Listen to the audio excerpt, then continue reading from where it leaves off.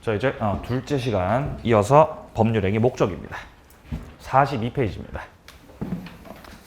자, 목적에서 말씀드렸던 건 총 4가지였습니다. 4가지.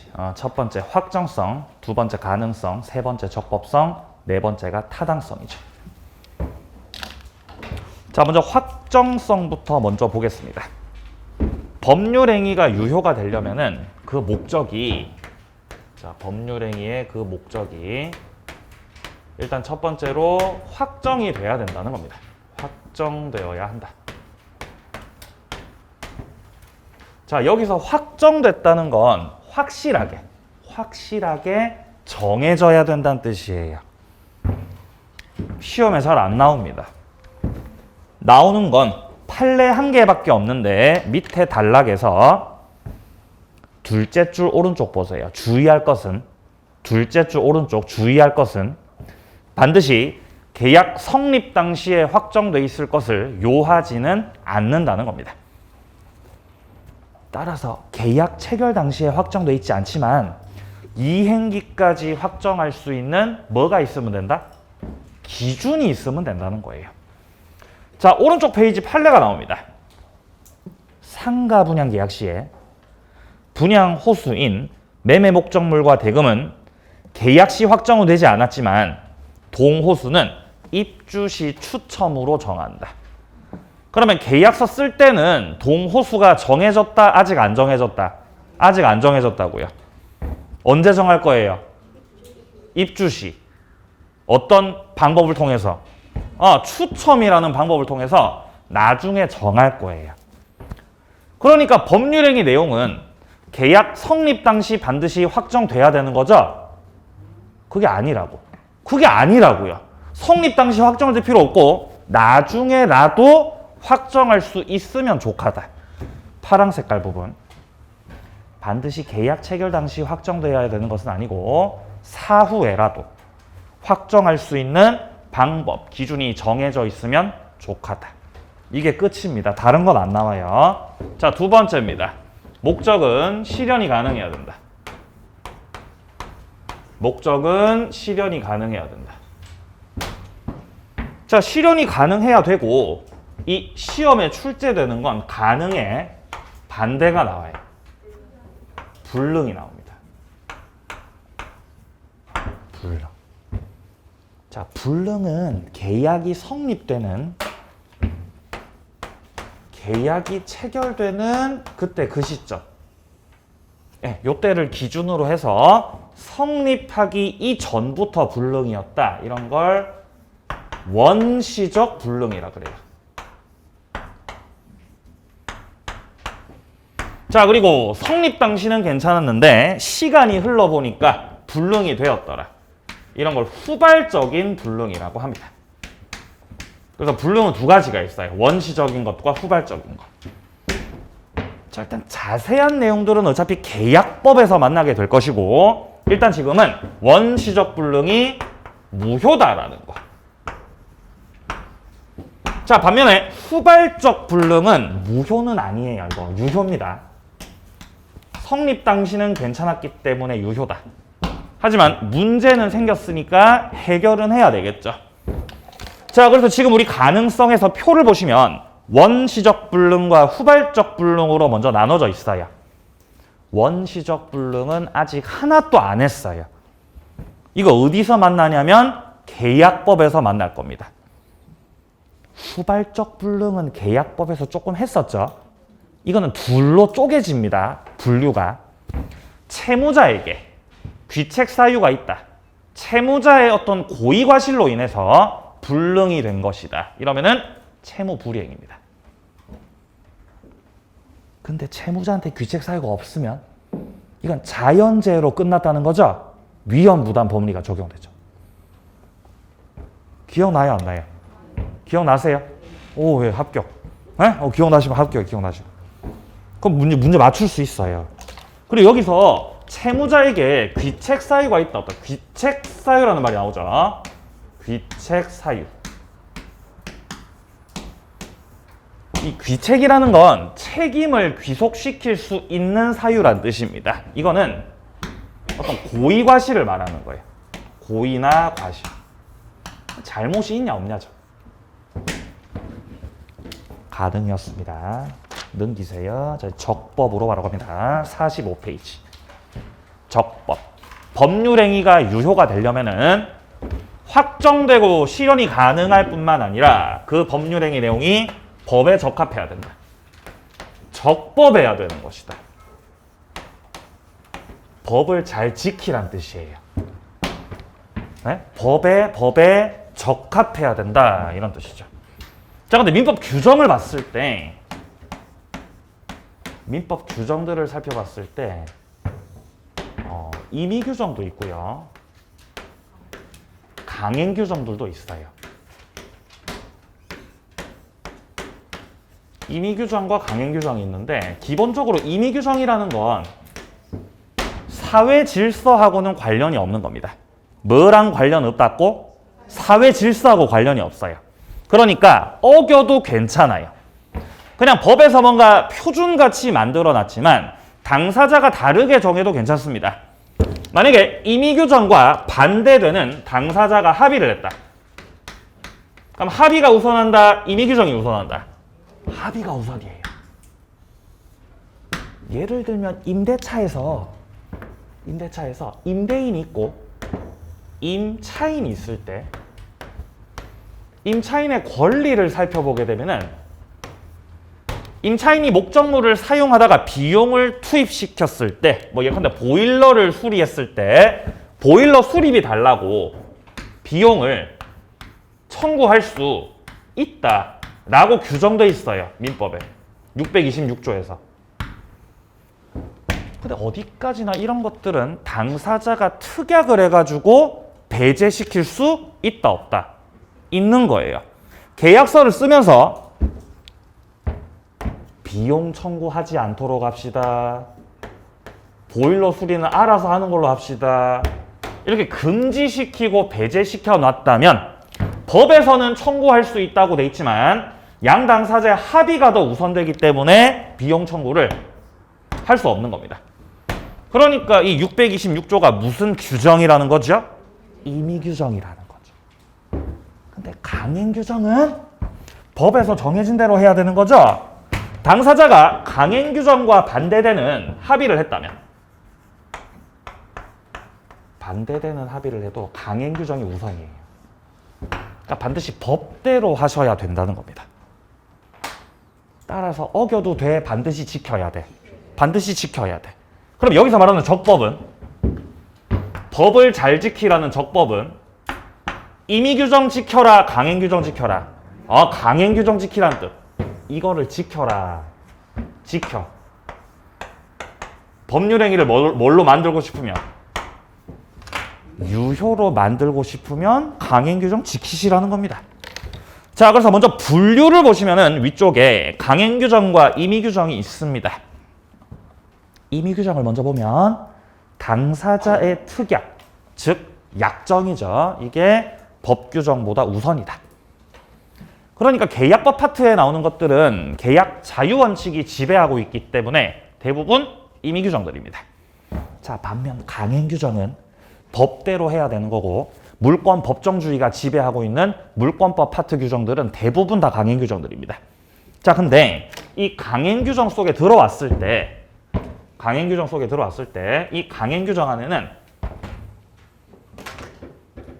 효력규정이라고 하는 것도 있지만, 자, 효력규정이라고 하는 것도 있지만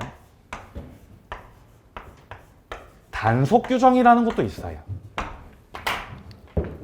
이렇게 둘로 쪼개져요.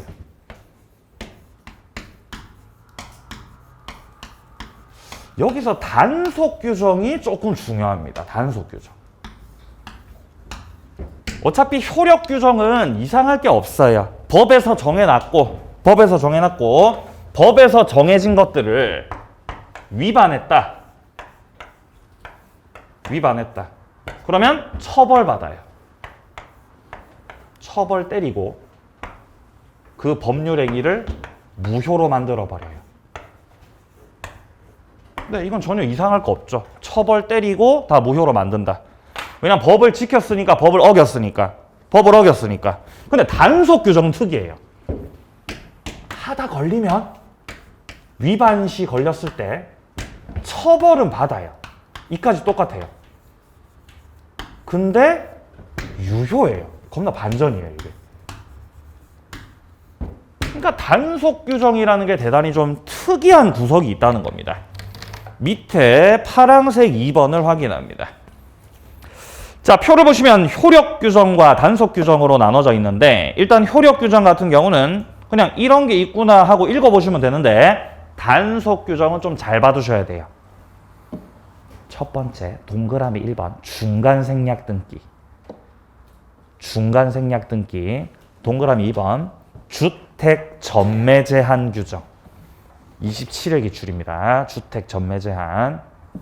자, 그리고 동그라미 4번에서 중개사 의뢰인 간의 직접 거래 금지 규정. 중개사하고 의뢰인하고 직접 거래해라, 직접 거래하지 마라. 하지 말라는 거예요. 왜 하지 말라 그러죠? 예? 중개사가 그냥 의뢰인보다 더 뭡니까? 이 알매 수준이 높죠? 그러니까 의뢰인한테 손해가 생길 수 있다는 거예요. 그러니까 너는 거래를 해라, 중개를 해라. 아니, 중개하시라는 거지, 거래하지 말고. 금지해놨어요. 하다 걸리면 냅둬요, 처벌해요? 처벌해요. 근데 유효입니다. 그 계약은 유효라는 거예요. 자, 동그라미 3번에 보시면 무허가 음식물 판매 금지 규정이 있습니다. 예를 들면 포장마차 같은 거예요. 포장마차. 네. 요새는 찾아볼 수가 없잖아. 다 문 닫았잖아요. 포장마차. 이거 허가 안 받고 음식물 판매하시는 거죠. 그래서 이렇게 위반해서 걸리면 처벌받습니다. 예? 무허가 음식점 운영하셨으니까요. 근데 포장마차 가서 내가 뭐 밥 먹었으면, 내가 술 한잔 했으면 계산하고 가, 계산 안 하고 가? 계산하셔야 된다는 거예요. 왜냐면 그 안에서의 계약은 그 사법상의 효력은 유효니까 무효니까? 유효거든요. 에? 이 안에서 네가 술 마셨으면, 이 양반은 술 마셨으면 에? 주인 아저씨한테 허가 안 받으셨네요? 계산 안 할랍니다. 돼야 안 돼요? 안 된다고. 유효라고. 그 계약은 사법상의 효력은 유효라고, 이 양반은. 계산하고 가라고 하고. 동그라미 1번이 제일 중요합니다. 중간 생략 등기 금지.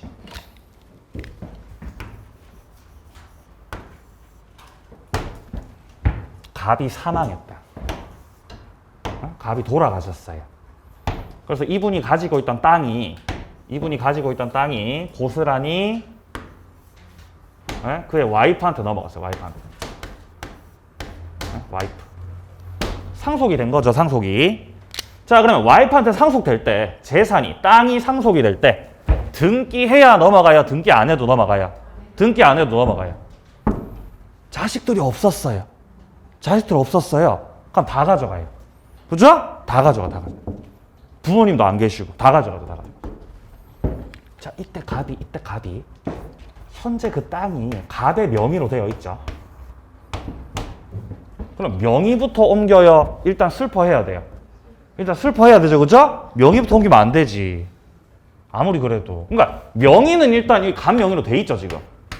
이렇게 돼 있죠. 그래서 이제 뭐 정리를 하고 있었죠. 근데 어느 날 이 땅을 매수하겠다는 사람이 나타난 거지. 매수자가. 사겠다고. 원칙대로면 상속 등기하고, 그죠? 상속 등기하고 넘겨야죠, 그죠? 원칙대로면. 근데 아직 사망 신고 안 했어요. 그럼 어떻게 하면 돼요? 이렇게 이전 등기 넘기는 거예요. 서류 갖춰서. 을을 생략하고 넘어간 거죠? 이런 걸 미등기 전매라 그래요. 미등기 전매. 등기를 하지 않고 갖다 팔았다. 미등기 전매. 혹은 중간 생략 등기라고 하는 거예요. 네? 국가가 이런 거 좋아해요? 싫어해요? 겁나 싫어해요. 그럼 세금을 못 걷잖아요. 그죠? 어떻게든 뜯어내야 되는데 못 뜯어내잖아, 이러면. 이행. 하다 걸렸다. 처벌해요, 냅둬요. 처벌한다고 처벌해요, 걸리면. 처벌 받으세요, 처벌. 처벌은 받죠. 근데 이 사법상의 효력 있죠? 이건 유효로 하겠다는 거지. 병명의의 등기를 무효로 만드는 건 별로 의미가 없다는 겁니다. 어차피 을하고 병하고 합의가 끝난 이상은 이거를 무효로 만들어도 을은 다시 합의해서 넘길 거기 때문에 세금 안 낸 부분에 대해서 처벌하고 끝내라는 거죠. 사법상의 효력은 유효다, 유효. 자, 같은 맥락에서 주택 전매 제한 금지 규정도요. 걸리면 처벌받지만 유효입니다, 유효. 자, 밑에 판례 문장 한번 보죠. 밑에 핵심 판례. 중간 생략 등기는 무효냐? 첫째 줄, 토지거래 허가구역을 벗어난 지역에서 부동산 등기 특별조치법상 조세포탈, 부동산 투기를 방지하기 위해서 등기 안 하고 제3자한테 전매하는 걸 형사 처벌하도록 되어 있습니다. 자, 근데 밑에 줄입니다. 이런 중간 생략 등기 합의에 관한 사법상 효력까지 무효로 한다는 취지는 아니다라는 거죠. 넘기세요. 자, 이제 46페이지로 옵니다. 밑에 쪽 4번에 사회적 타당성으로 옵니다, 이제. 법률행위의 목적은 그 법률행위가 유효가 되려면 확정되어야 하고 실현이 가능해야 되고 적법해야 한다. 그리고 마지막으로 사회적으로 타당해야 된다. 여기가 중요합니다. 여기가 실질적인 시험 범위예요. 시작되는 부분. 별 2개. 제가 사회적 타당성에서 출제 논점 몇 개 나온다 그랬어요? 3개 나온다 그랬잖아요. 네? 첫 번째, 사회적 법률행위. 첫 번째 출제 논점. 두 번째, 불공정한 법률행위. 세 번째 출제 논점, 이중매매. 이게 3가지 출제 논점. 3가지.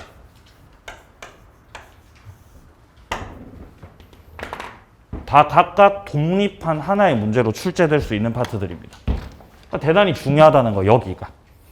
그러니까 여기서부터 하면 돼요, 오늘 여기서부터. 그러니까 지금 주무셨던 분들도 이제는 일어나셔야 돼요. 이제부터가 중요하거든, 이제부터가. 에? 누가 주무셨다는 뜻은 아니에요. 에? 또 온라인도 계시니까 주무실 수도 있잖아요. 듣다가, 그죠? 예. 자, 그래서 지금 46페이지 밑에 쪽에 103조 반사회적 법률행위가 일단 첫 번째 출제 논점이고요. 넘겨보세요. 자, 2장 넘기시고 3장 넘기시면은 52페이지 불공정한 법률행위 104조.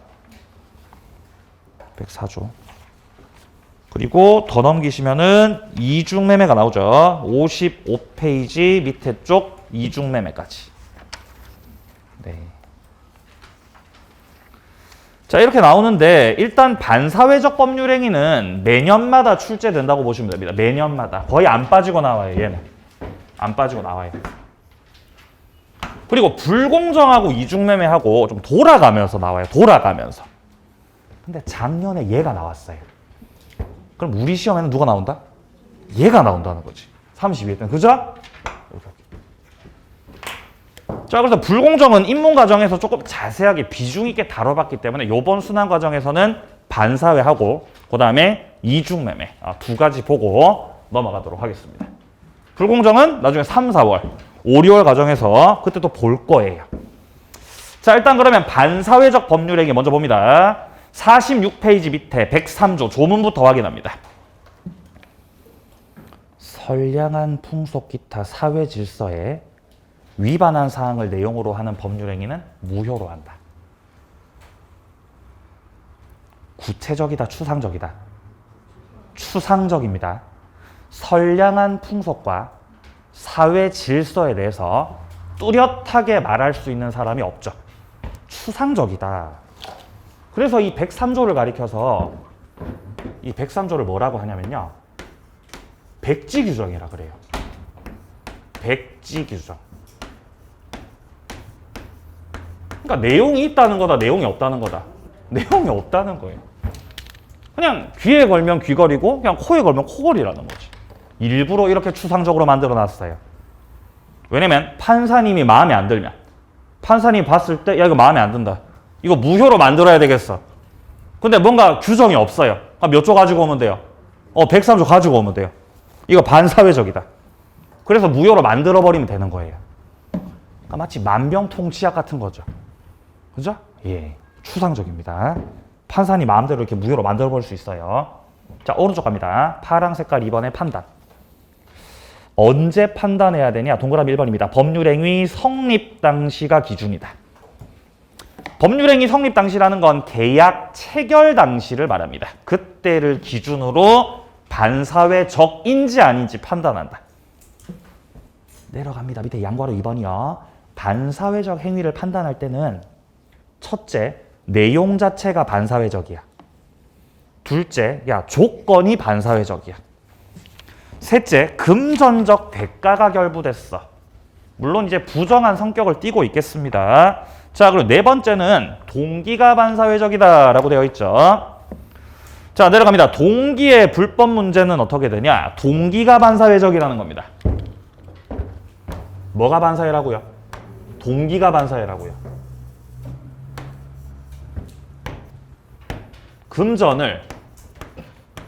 금전을 대여했어요. 의리갑한테 100만 원을 빌렸어요. 100만 원. 죄송합니다. 1000만 원 빌렸어요. 1000만 원. 뭐 돈을 빌릴 수도 있는 거죠. 을이 돈 빌렸어요. 근데 을은 이 돈 가지고 총 살 거예요. 총. 총을 사가지고 살인을 할 거예요. 살인을.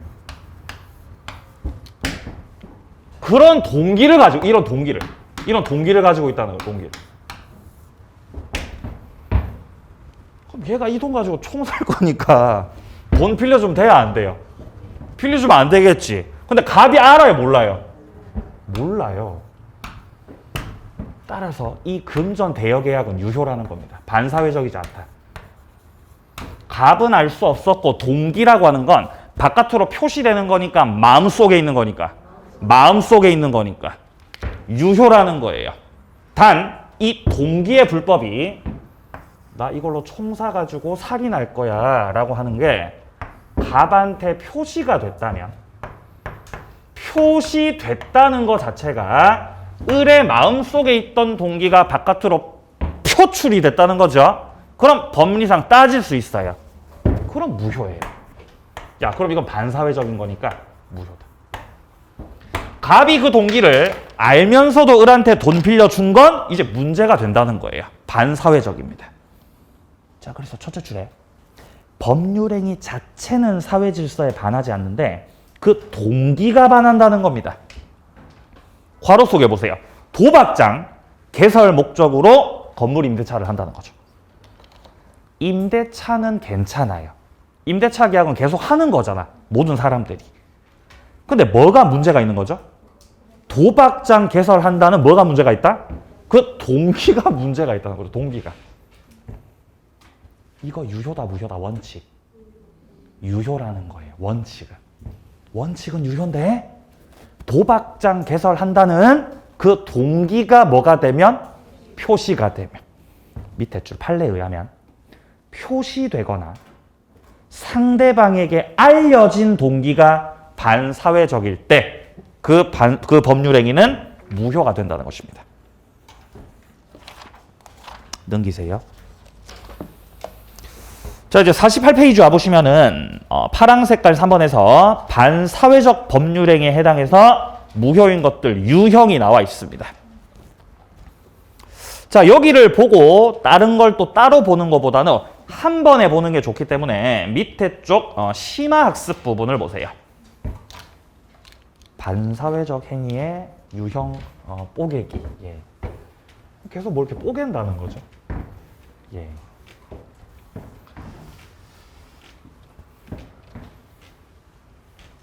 반사회적 법률행위를 정리할 때는요, 크게 두 가지를 정리하셔야 돼요. 두 가지. 몇 가지를 정리해야 된다고? 두 가지. 두 가지로 나눠서 정리를 하시는 거예요. 두 가지를 나눠서. 자, 첫 번째는 뭘 정리해야 되냐면은 첫 번째. 일단 판례를 정리하셔야 돼. 판례. 판례를 분류하셔야 돼. 판례 분류.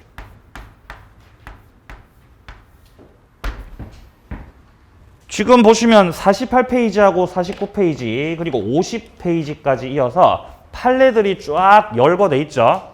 결국 이 판례들을 분류해보면 크게 두 가지예요. 반사회적 법률행위에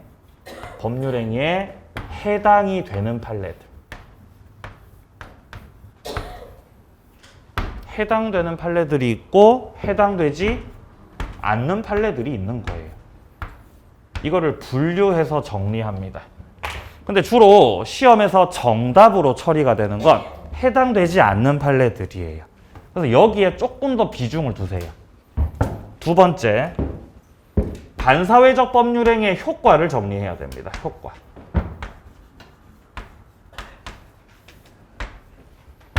효과는 아직까지 이행을 하지 않았다. 그럼 고민하지 말고 절대적 무효다. 그럼 무효기 때문에 이행해야 된다. 이행할 필요가 없다. 이행할 필요가 없다. 자, 근데 문제는 이행을 해버리면 이행 후가 돼버렸을 때는 이때는 불법 원인급여가 적용되죠. 불법을 원인으로 한 급여물이다. 라는 746조가 적용됩니다. 자, 효과 먼저 설명할게요. 자, 효과 어디에 나오냐면은 자, 51페이지 와보세요. 자, 51페이지 와보시면은 4번에서 파란색 4번에서 반사회적 행위 효과 나오고 있습니다. 양괄호 1번 이행 전 단계라면은 일단 절대적 무효다. 동그라미 1번 급부를 이행하기 전이면 이행할 필요가 없다. 그리고 상대방 측에서도 이행하라고 청구할 수 있다 없다? 없다는 겁니다. 자, 동그라미 2번입니다. 반사회적 법률행위는 절대적 무효다. 선의 제3자에게도 무효를 대항할 수 있다. 여기서 대항과 같은 말이 주장이에요.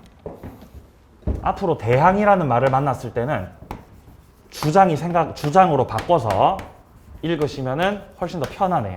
문장이 더 매끄러워져요. 대항을 주장으로 딱 바꾸면, 딱 치환시키면. 그렇지 않습니까? 선의 제3자에게도 무효를 주장할 수 있다. 자, 그렇다는 건 선의 제3자가 보호받는다는 거다, 보호받지 못한다는 거다? 보호받지 못한다는 거죠. 자, 내려갑니다. 양괄호 밑에 쪽 2번. 급부를 이행한 후다. 그러면 이때는 불법 원인급여가 적용이 된다라는 거죠. 그래서 여기서 설명드리는 게 첩이죠, 첩. 네? 여기에 첩이 있어요, 첩. 그죠? 예, 그럼 이분은 처가 있다는 거예요, 처가 있는데 또 만드시는 거지. 그럼 첩이 되는 거죠. 자, 여기서 갑이 이랬던 거예요. 5년 동안 나랑 같이 살면 내가 5억짜리 아파트 줄게. 이렇게 제안을 한 거예요. 청약을 하는 거죠. 여기서 을이 만약에 꺼져. 이러면 계약이 안 되겠지만 을이 여기에 대해서 승낙을 하면 그럼 계약이 성립돼야 안 돼요? 성립되는 거예요. 성립되죠. 그죠? 성립되죠. 근데 사회적으로 타당하지 않잖아. 그죠? 첩을 만들면 돼야 안 돼요? 안 되잖아요, 만들면. 따라서 이거는 유효다, 무효다? 무효라는 거예요. 무효. 을은 5년 동안 같이 살아주겠다고 약속했고 갑은 그에 대한 대가로 5억짜리 아파트 증여하기로 했죠. 그래도 그건 무효라고요. 무효기 때문에 갑은 아파트 줘야 된다 그럴 의무가 없다. 그런 의무가 없다는 거예요. 그러면 을은 5년간 같이 살아줘야 됩니까? 안 살아줘도 된다는 거예요. 그러니까 을이 5년 동안 같이 살고 나서 갑이 아파트 안 줘도 을은 뭔가 소송을 통해서 자신의 권리를 찾을 수가 없다는 거예요. 그래서 이분이 선부를 요구했던 선부를. 먼저 뭐부터 달라고? 아파트부터 넘기시라고 나한테 이렇게. 넘긴 거예요, 이렇게. 그래서. 같이 살았어요, 살기 전이에요. 살기 전에 먼저 받으셨다고, 이렇게. 이러면 이행한 후가 돼버리기 때문에 이 넘어간 것이 불법을 원인으로 급여한 물건이 되는 거예요.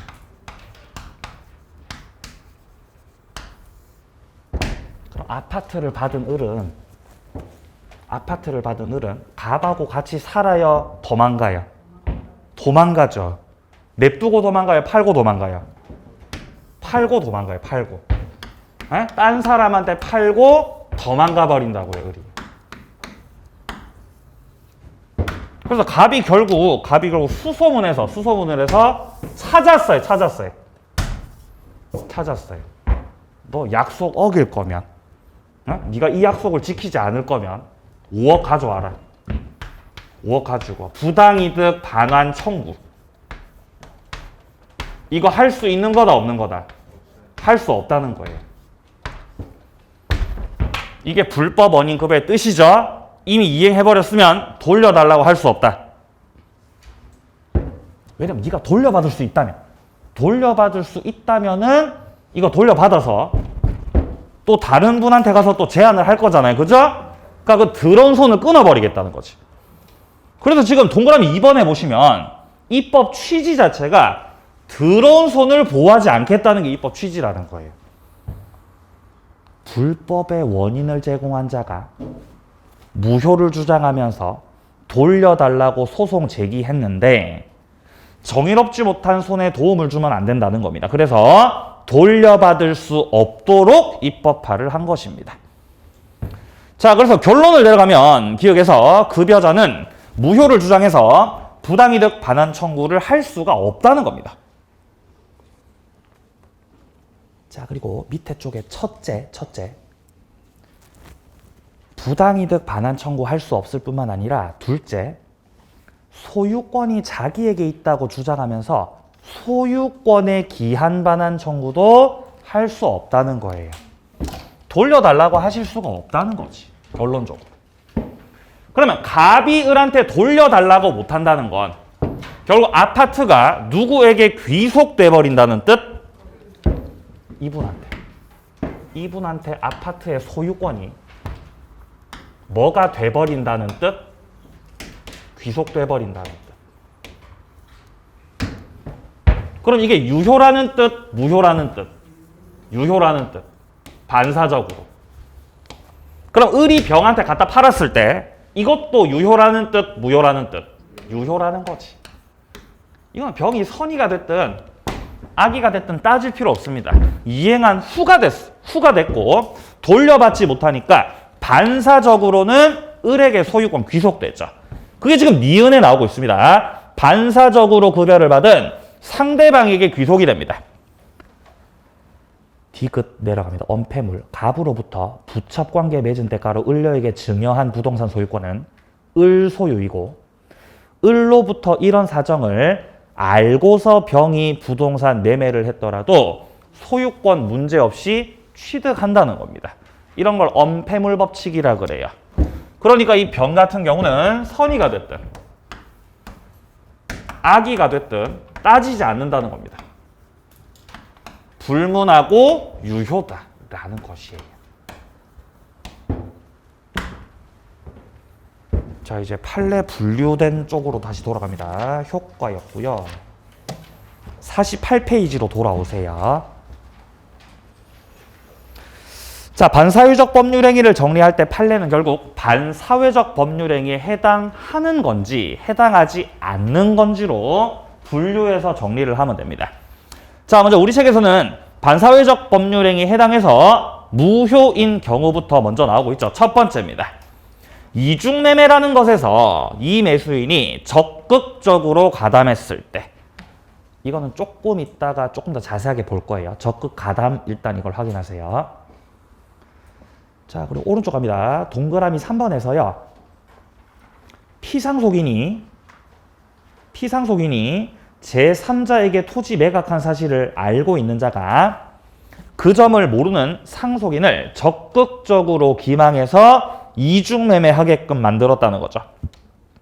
이 문장에서의 적극적 기망, 이거는 적극 가담과 같은 뜻입니다.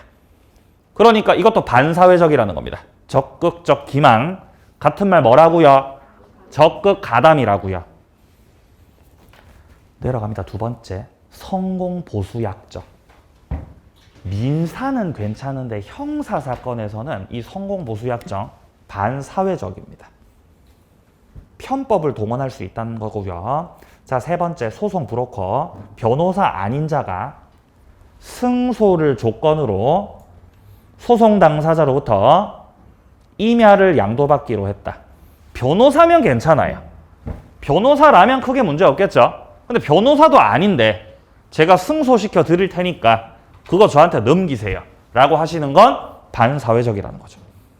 네 번째, 보험금 부정취득. 당초부터 오로지 보험사고 과정에서 보험금 부정취득할 목적으로 보험계약을 체결하셨네요. 반사회적입니다. 다섯 번째, 손실보전. 증권회사가 증권거래 관련해서 발생한 손실을 보전해 주기로 했습니다. 이거는요, 밑에 줄 중간에 나오듯이 주식 투자 시장의 본질을 저해하는 겁니다. 증권 거래를 하다 보면, 주식을 하다 보면 수익을 낼 수도 있지만 손실이 생길 수도 있는 거 아니겠습니까? 네, 그건 마땅히 고객이 감내해야 되는 부분인 거지. 그런 것들까지 다 보전해 준다고 하면 이 투명한 거래 질서가 무너져 버릴 수 있겠죠. 반사회적입니다. 여섯 번째, 부첩관계. 종료를 해제 조건으로 하는 증여계약. 종료를 무슨 조건으로요? 해제 조건. 해제 조건으로 뭐를 하셨다고요, 지금? 증여를 한 거예요. 자, 갑이 증여를 하면서, 갑이 아파트를 넘기면서 부첩관계, 이 첩관계를 종료하는 것을 무슨 조건으로요? 해제 조건.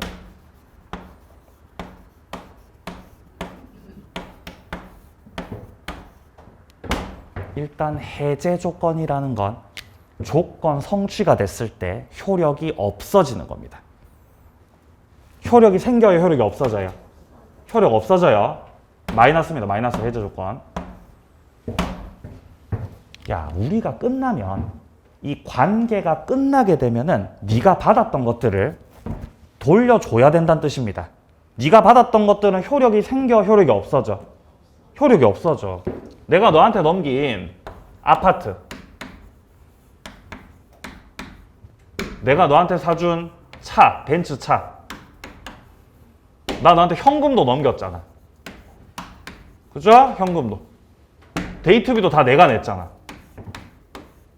기타 등등. 이런 것들의 효력이, 당신이 취득한 이런 것들의 효력이 우리가 헤어지고 나면 효력이 생겨, 효력이 없어져? 없어진다고. 그러니까 쉽게 풀었으면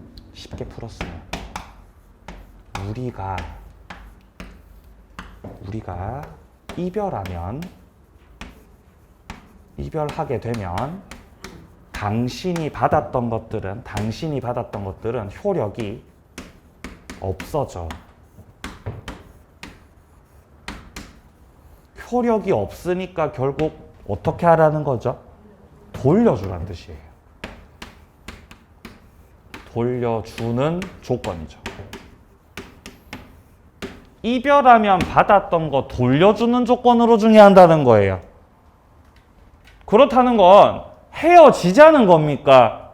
헤어지지 말자는 겁니까? 헤어지지 말자는 거잖아.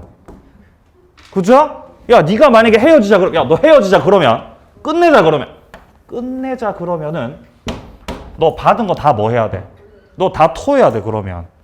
그 이분이 헤어지자 그래요? 그냥 가만히 있어요? 가만히 있을 거 아니에요. 그러니까 종료를 해제 조건으로 한다는 것 자체가 우리 헤어지지 말고 계속 만납시다. 이런 계약이라는 거예요. 그럼 반사회적이에요? 반사회 아니에요?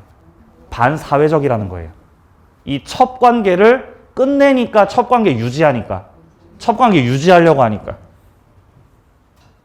자, 이때 보시면 이거는 불륜관계 지속을 목적으로 하는 것이고 조건만 분리해서 무효로 할 수도 없습니다. 이거는 계약 자체가 싹 다 무효예요. 내려갑니다. 노름빚 토대로 대물변제하기로 하는 거. 도박해가지고 빚진 거 갚아야 돼요? 갚을 필요 없어요? 갚을 필요 없고 갚기로 해도 그거 다 무효입니다. 어떤 일이 있어도 이혼하지 않겠다. 이혼해도 괜찮아요. 이런 거 효력 없거든. 자, 3번. 과도하게 무거운 위약벌 약정. 너무 과도합니다. 자, 4번의 첩계약은 무효다. 근데 그 밑에 줄에 보시면은 첩관계 단절을 목적으로 양육비 지급하기로 하는 거 있죠? 그건 유효라 그럽니다. 첩계약은 무효가 맞지만 뭐를 주시는 거? 양육비 주시는 거. 그건 유효다, 무효다? 그건 유효예요. 왜냐면 이제 그 관계를 끝내면서, 그 첫 관계를 끝내면서 이제 주는 거니까 괜찮아요. 계속 유지하려고 하는 게 아니거든요. 자, 이제 이어서 내려갑니다. 두 번째 보시면은 반사회적 법률행위에 해당하지 않는 것들입니다. 자, 첫 번째입니다. 양도세를 매수자가 부담하기로 했어요. 원래 양도세 누가 내는 게 원칙이죠? 매도인이 내는 게 원칙이죠. 근데 매수인이 내기로 했어요. 사회 질서에 반해요? 그렇지 않아요. 그건 당사자가 합의하기 나름이에요. 두 번째입니다. 다운계약서. 마찬가지 맥락입니다. 당사자들이 양도세를 회피하기 위해서 실제 거래된 대금보다 낮은 금액으로 계약서 작성했습니다. 물론 하다 걸리면 처벌은 받을 수 있겠죠. 근데 이게 사회 질서에 반하냐? 그런 차원의 문제는 아니라는 거지. 3번. 명의신탁을 했다. 명의신탁이라는 건 이런 거예요. 명의를 신탁한다는 거는, 자, 갑이 땅을 가지고 있는데 다른 사람한테로 이렇게 명의를 넘기는 거예요. 원래 명의를 넘기려면 매매를 하거나 증여를 해서 명의를 딱 넘겨야 되겠죠. 근데 실제로는 소유권 넘길 생각이 없어요. 그냥 명의만 신탁할 겁니다. 나는 신탁자고 당신은 수탁자예요. 명의만 옮겨놓는 거예요. 이런 게 명의신탁이에요. 명의신탁.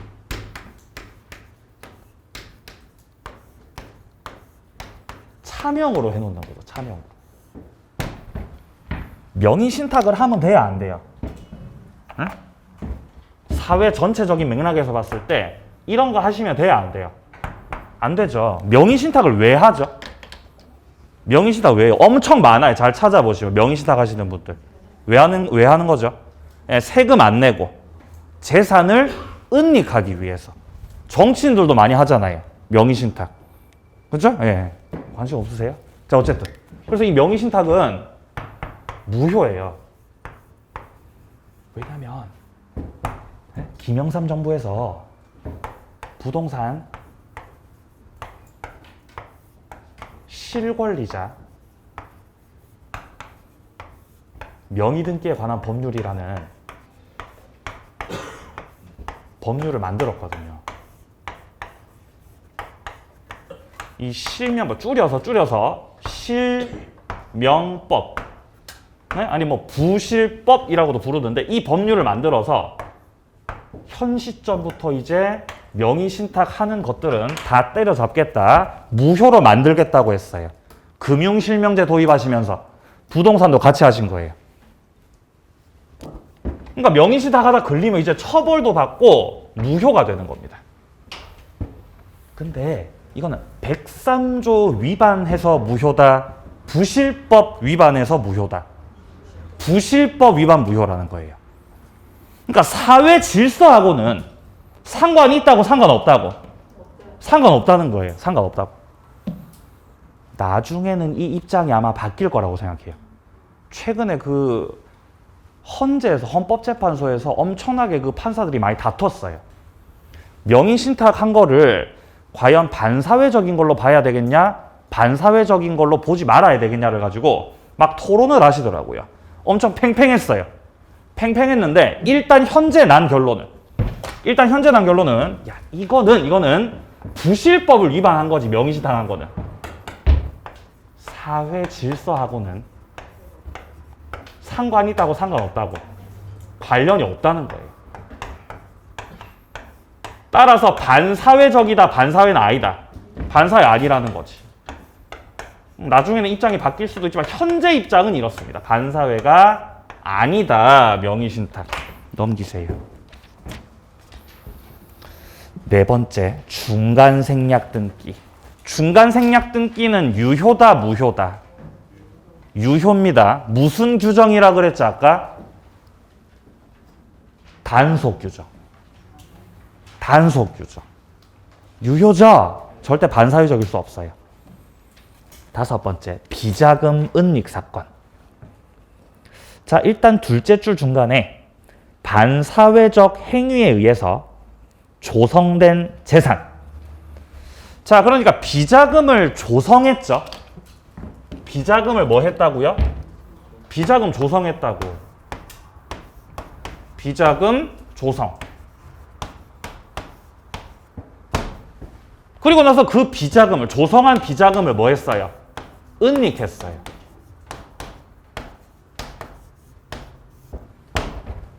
비자금을 조성한 것. 요거는 반사회적이라고 했어요. 판사님이. 이건 반사회적이 네 맞다. 야 근데 조성한 비자금을 은닉하는 건 야 이거는 사회질서하고는 상관없는 거지 라고 비자금 조성과 비자금 은닉을 별개로 판단하셨습니다. 그래서 반사회가 아니라는 거죠. 자, 6번으로 갑니다. 허위의 근저당권을 설정했다.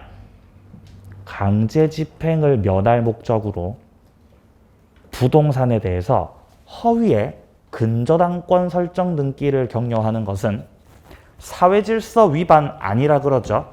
지금 이 6번에서 말하는 거는요. 통정 허위 표시 말하는 거예요. 통정 허위 표시. 통정 허위 표시 유효예요, 무효예요? 통정 허위 표시. 기억 안 나세요? 통정 허위 표시는 어디 나오냐면요. 뒤에 좀 넘겨보세요. 좀 이따 할 거예요. 네? 귀찮으시겠지만 조금만 넘겨보세요. 그래야 잠이 안 와요. 그래야. 예, 77페이지. 자, 77페이지 와보시면은 위쪽에 통정 허위 표시 108조가 나옵니다. 1항에 보시면은 상대방과 통정한 허위의 의사 표시는 효력이 뭐라고? 무효라고. 통정허위 표시가 무효인 건 108조 위반이다, 103조 위반이다.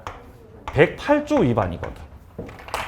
그러니까 이것도 근거 규정 자체가 다르다는 겁니다. 통정이 무효가 되는 거는 108조에서 무효라고 했기 때문에 무효가 되는 거지. 반사회적이라서 무효예요. 그거 아니라는 거예요. 역시 사회 질서하고는 상관없다는 거예요. 이어서 계속 보죠. 7번. 강박에 의해서 증여했다. 강박을 하셨네요. 강박이라는 말이 어려우시면 협박을 한 거예요. 협박당해서 계약을 한 거예요. 협박당해서 계약을 하면 그 계약은 유효입니다, 무효입니다? 일단 유효죠.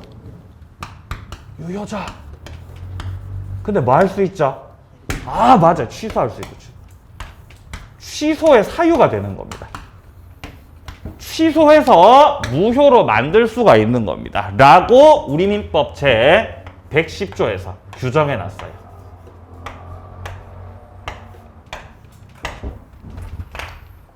그러니까 이것도 사회 질서하고는 상관없다는 겁니다. 만약에 반사회적이면 그냥 무효라고 해야 되는데 이거는 유효기 때문에 반사회라고 하시면 안 됩니다. 그리고 110조에서 취소할 수 있다라고 규정을 해놨어요. 그러니까 이 세 가지 같은 경우가 다른 파트에서 다루고 있는 것들이어서 반사회가 아니다. 따로 좀 묶어봤습니다. 자, 그래서 강박에서요, 7번에서 자, 첫째 줄 오른쪽에 강박에 의해서 증여를 했을 때 의사표시 형성 과정, 이거는 하자의 문제일 뿐이고 그 내용 자체가 사회 질서에 반하는 행위로서 무효라고 할 수는 없다. 8번 갑니다. 무허가 건물을 임대했다. 그럼 허가를 안 받았으니까 허가를 받아야 되겠죠? 사회 질서하고는 상관없습니다. 9번 귀국 후 일정 기간 퇴사할 수 없도록 했습니다. 일단 이 근로자를 해외 파견 보낸 겁니다. 그럼 파견 비용을 근로자가 직접 지불합니다. 회사가 지불해 줍니다. 회사가 지불해 주죠. 그럼 회사가 투자한 거잖아요. 그러면 해외 나가서 기술 배워와가지고 회사를 위해서 써먹어야 되는 거죠. 퇴사하지 말라는 거예요. 그러니까 일정 기간 동안은 근무를 좀 해주세요, 선생님. 만약에 퇴사하실 거면 그 비용 너 다 토해내고 나가셔야 됩니다. 사회 질서에 반합니까? 그렇지 않아요. 합리적이죠. 합리적이죠. 자, 그래서 이런 것들은 사회 질서하고는 상관이 없는 것들입니다. 자, 여기까지 반사회적 법률행위였고요. 자, 이제 조금 쉬었다가 이중매매. 자, 이중매매가 시작되는 건 55페이지입니다. 좀 쉬었다가 이어서 보도록 하겠습니다.